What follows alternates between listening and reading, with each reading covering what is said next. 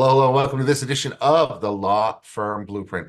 I'm one of your hosts, Jay Ruane, up here in Connecticut, and with me, as always, is my man Seth Price down there, DC, Maryland, Virginia, and South Carolina with Bryce Benowitz. Seth, how's your week going this week? It's going great. Lots of good stuff. Always new challenges. Always.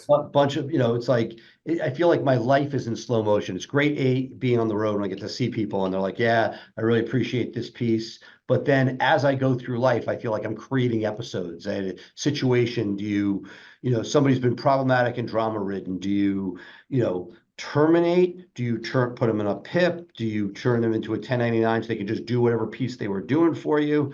That whole continuation. And so I feel sometimes that I'm looking at a metric and all of a sudden So I'm like, what the fuck?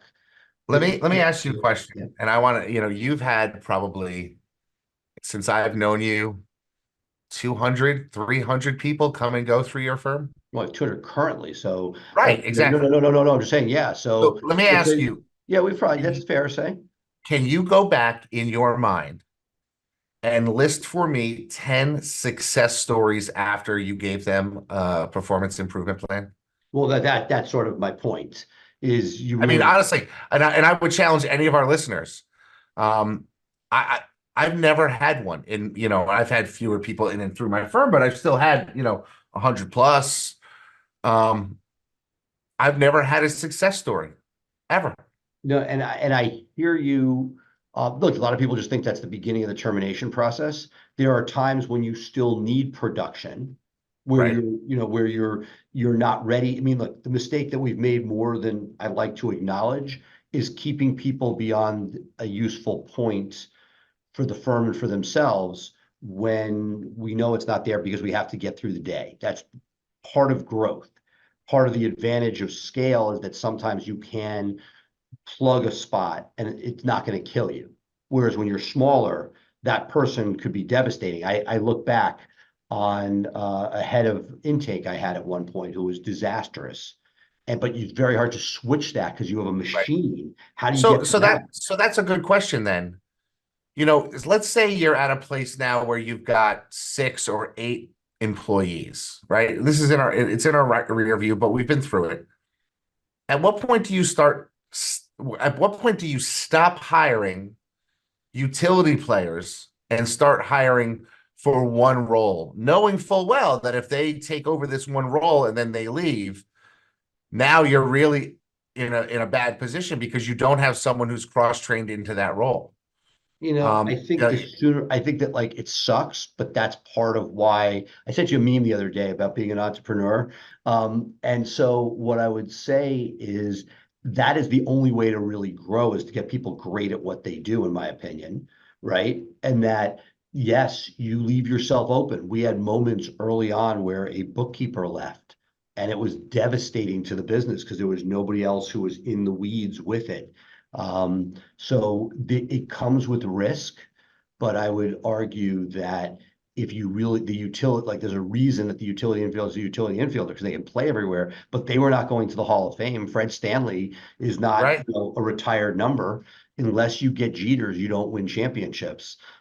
So I genuinely believe you need to get there. Now, I think the advantage of a great office administrator, whether it be junior, mid-level, senior, is that hopefully you keep your Fred Stanley around bottled up inside of that person so that they could band-aid what you need to get you to the next level. But I think the ugly truth that people don't talk about is there are certain key positions, and you have had this in recent years, not even the beginning, where when somebody unceremoniously exits, you may need to roll your sleeves up. Yeah. And that's why the people that are completely absentee, I think, very often run into issues because until you get to the point where there's redundancy, you are still essential at some level.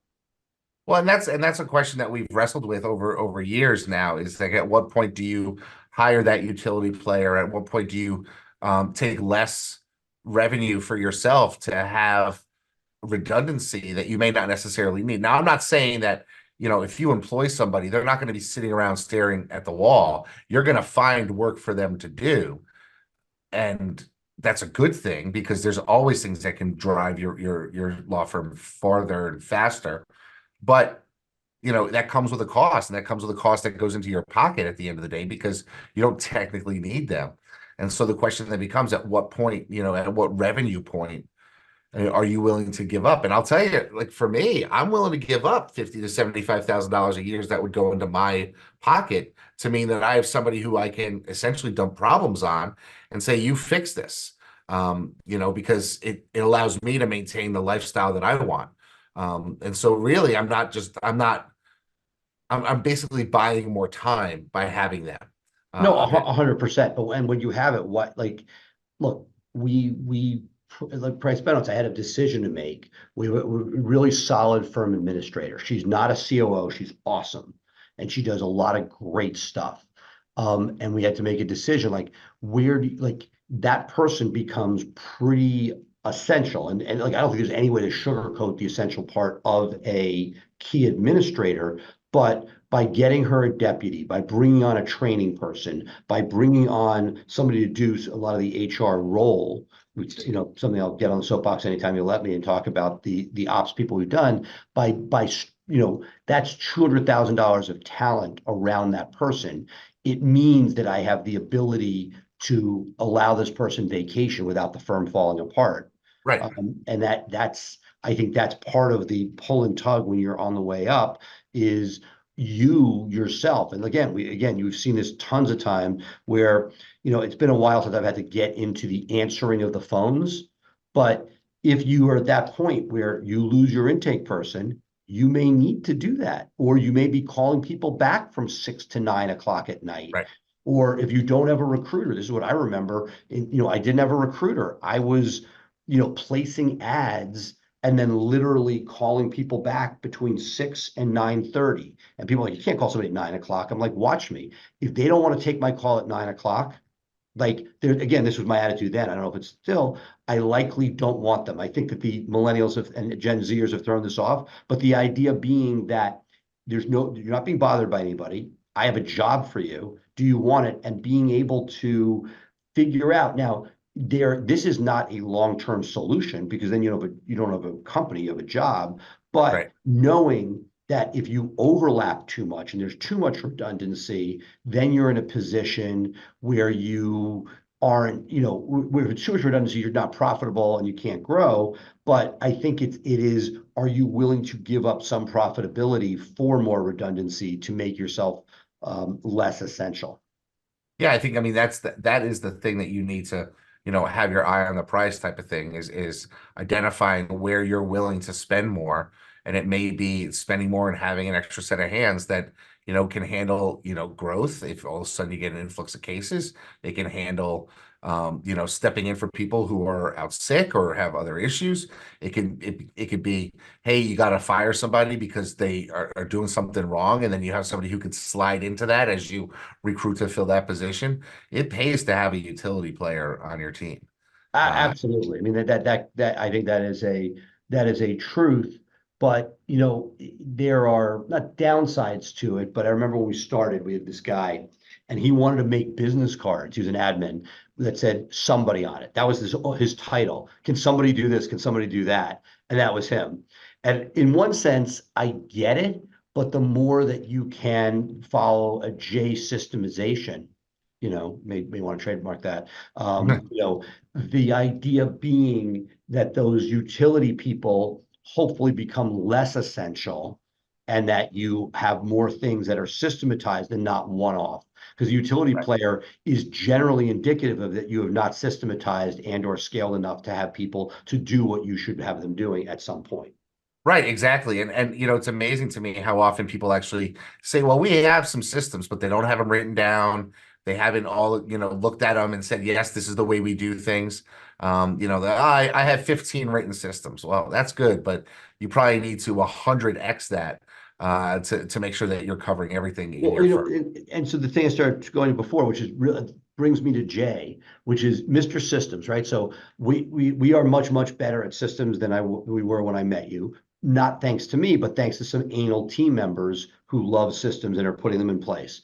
One thing that I just saw, which I thought was a great life moment, was we have very good systems that have been coming down that show us weekly how many leads each lawyer is getting, like how many high quality leads they're getting and what they're signing.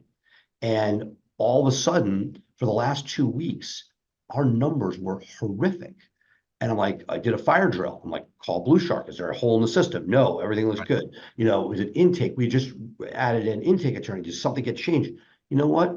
Again, there may also be something down, but they started to redefine what the high quality lead was, right? Which at the end of the day may eliminate all leads, right? Right.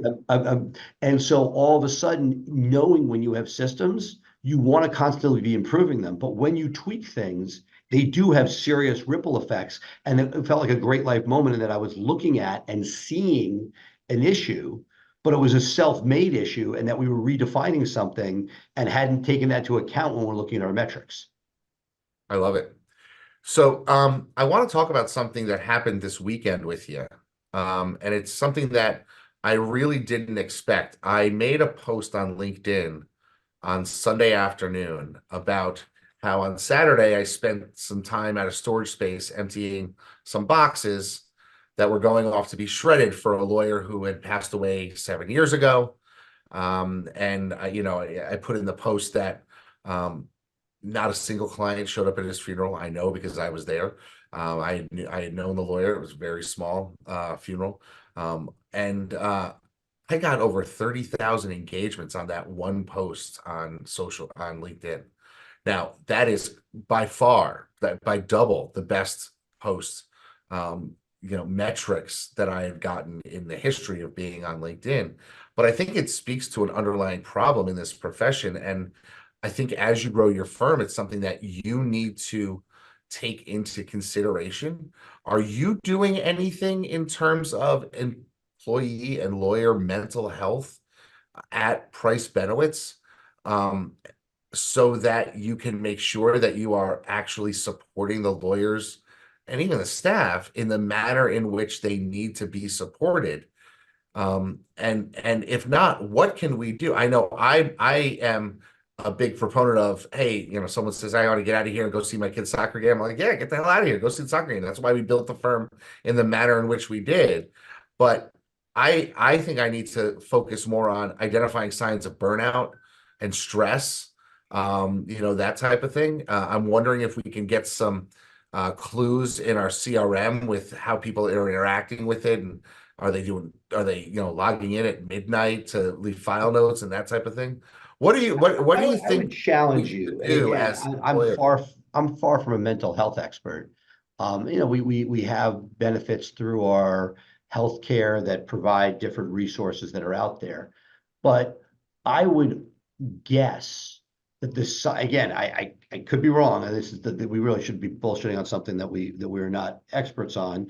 But the idea that many of those red flags are not from the billable hours. It's not from that piece. That Oh, I very often agree. it's stuff that's coming from the home front, whether it be economic, personal, relationship. And that, look, I have seen more of the mental health issues that I have seen percolate to the level that I was aware of them were literally not from the law firm, but from the junior Blue Shark employees, first 2 years on the job out of school. And that's where I have seen the greatest, uptick in, concerning that behavior, but, real concern for people with what's going on. And so, part of, my bigger fear, and not that there's not mental health issues with journeyman lawyers and people who've been doing stuff for a long time. Lord knows, alcoholism has always been tied to this profession. But I am seeing an anxiety level from the new employees, and now watching my kids a little bit older than your guys, anxiety at a level. And look, I don't know what the solution is, but I know that having a phone with constant content and dopamines coming at you at all times, for some people it's perfection of life or relationships, for others it's going to be, success. But that to me is one of the greatest differentiators of what we dealt with, and that there was not I believe we're going to find at some point that the power of constant video in your face is going to tie to anxiety and mental health issues at some significant level. Well, it's interesting that you bring that up with the younger generation because in the last 2 years, I have had two employees that we hired for, junior positions straight out of college leave. And in their exit interviews, they said that they were well supported here, that they liked the job, they liked the coworkers, but to them, they were blown away with the fact that the work never ends. And I think they were coming from they take a class at school, the semester's 14 weeks long, they know there's an end date, and then that class is going to be over. And I think, they are trained subconsciously or maybe even consciously to think that, okay, I do my project and the project's over. But when you are an intake person, the phone doesn't stop ringing. And obviously, if you're in a good business, if your firm is scaled and your marketing is firing, you know, there's going to be calls every Monday, every Friday afternoon. There's going to be calls. And I think some people are just not prepared for, okay, this is the job. You've got to actually work for the next 50 years, doing a job because the work never ends. And I don't know if that's a failure of the education system, the failure of the parents who, were lawnmower parents and knocked down all the barriers for the kids and kind of made it easy. I don't know, but it troubles me and it concerns me that, I've had that comment come up twice that the work never ends. Well, no shit, it doesn't end. We're a business. The business is supposed to keep going. And I don't know if it's, if this is correlation is not causation, but it leads me to wonder what future, working groups, cohorts of ages are going to be looking for because it's clear, um, you know, they've gone on to other jobs and I've seen them bounce to other jobs after that. And it's a question of, are they ever going to be fulfilled? Are they going to find their passion? I don't know. Well, look, I'm A lot to that's one piece, right? Because to me, bouncing jobs when you graduate from college, not knowing what you want to be when you grow up, I get that. That's an understandable, and that's not abnormal generation to generation. Maybe right. you No. exaggerated.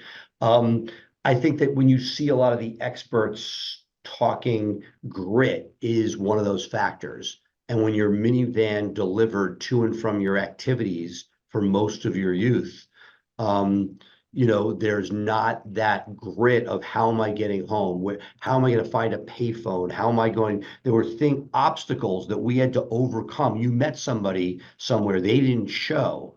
I mean, think about it. We can't even imagine. Now you just text, where the hell are you? There Right. was a whole world that you had to logistically get through yourself that has been taken away, where you want to answer anything, it's there immediately. There's very little. And so I put it in two categories. There's people not knowing what they want to do, and it may be that you need to hire differently to find people that are okay with it. I've gone back and forth between get people right out of school and let somebody who's been in a job for a year where they could sit and do a job and show up to work every day. Don't care what it is. That's one side of it, and I think the other side can be sort of looked at in a different perspective, which is I think there are real mental health issues going on, and that we can navigate around that as business owners, but to ignore it as a society. I saw a number of people that may have flamed out with a job with us, and they never went on to something else.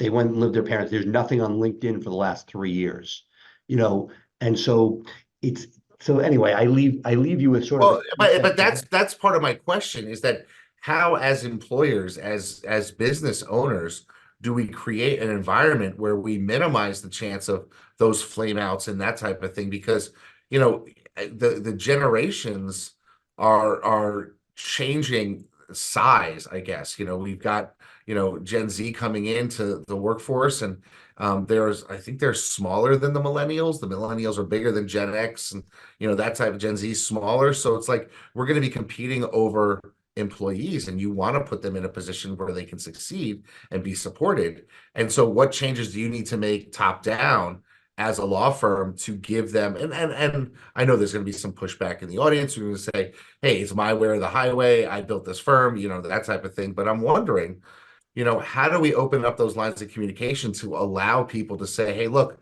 what if we had a firm that allowed us X? I'm waiting for the day. It hasn't come yet that somebody comes to me and says, I want a 4-day work week. I'll work 10 hours a day, 4 days. We pro formed at Blue Shark pretty hard. Didn't pull the trigger, but we looked at it. And I know people are going to suggest that, right? And unfortunately for me in a criminal practice, it's almost impossible to have because courts are open 5 days a week. It's not like I can change the court schedule. But maybe I can make it work for a certain subsection of the people that we have here. But then does that bias against the people who can't work that schedule? And I'll I and don't I'll know. layer And and I'm I'll just trying to layer be a good on employer. and I'll layer on the international labor, which to date hasn't had those same issues. There's not that same sort of sort of I'll it's a wish to work, not a need. And so that, I feel that one of those things that we've been able to do is sort of try to take certain tasks away, that were maybe more grinding tasks, but it is, that is definitely something that I'm sure it won't be the last time we talk about on here. No, I mean it's just one of these things that, once you get through the weeds, once you've worked your way through the onslaught and you've got your intake process setting up and all those things, I think you need to start thinking about, the future, not only your eventual exit and what kind of firm you want to leave, but what kind of atmosphere you want to culturally create consciously. And how do you do that in a way that gives your employees the type of life and lifestyle that they want so that they stick around? Because that stability is what's going to give you more freedom as an owner. So it circles back around. But those are just my thoughts for the day. It was amazing how many people responded to that LinkedIn post. I was blown away. It was amazing to me how I posted it, and within an hour there was hundreds of Resonate, struck a chord. yeah, it definitely did. Awesome. Well, this All is right, great. this is going to do it for us this week here, folks, on the Law Firm Blueprint. If you aren't part of our Facebook group, please join it. In the last couple of days, I've been actually posting new systems that we're creating in our office, refining some stuff. So there's new stuff in the Facebook group for you to check and download and use as your own. Of course, you can always catch us on the go wherever podcasts are available by searching up the Law Firm Blueprint podcast. And that's going to do it for me, Jay Ruane. He is Seth Price. We are the Law Firm Blueprint. Bye for now.